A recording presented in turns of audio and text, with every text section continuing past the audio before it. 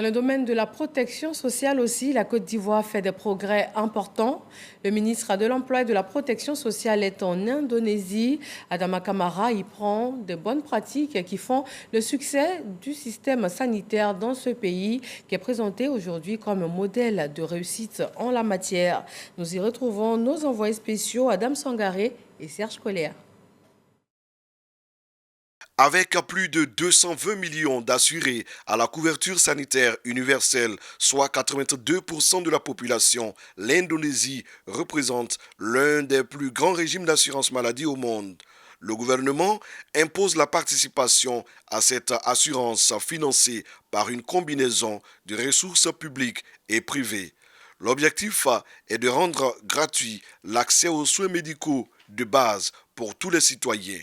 C'est pour mieux s'en imprégner, afin d'en tirer le meilleur profit, que le ministre de l'Emploi et de la Protection sociale, Maître Adama Kamara, conduit cette mission en Indonésie après un premier voyage d'immersion en Thaïlande.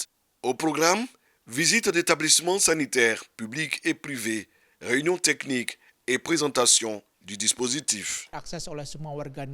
C'est quasiment la totalité de la population indonésienne est couverte maintenant par la sécurité sociale. Donc, les soins sont entièrement gratuits pour eux. Tous ont droit à des soins et en particulier ici dans cet hôpital à des soins de première urgence. La délégation ivoirienne s'est aussi rendue dans les locaux de l'assurance santé universelle de l'Indonésie. C'est l'équivalent de la Caisse nationale d'assurance maladie. Le ministre de l'Emploi, de la Protection sociale et les équipes du ministère de la Santé, de l'Hygiène publique et de la couverture maladie universelle ont pu se rendre compte du dispositif après une présentation détaillée. Le centre de commandement de toutes les opérations d'assurance santé universelle a été également visité. Nous avons appris beaucoup de choses qui nous permettront en rentrant de rendre compte d'abord à notre hiérarchie et ensuite tout ce retour d'expérience positive que nous pouvons utiliser pour améliorer la couverture maladie universelle qui est aujourd'hui dans notre pays une réalité, soit encore davantage dynamique.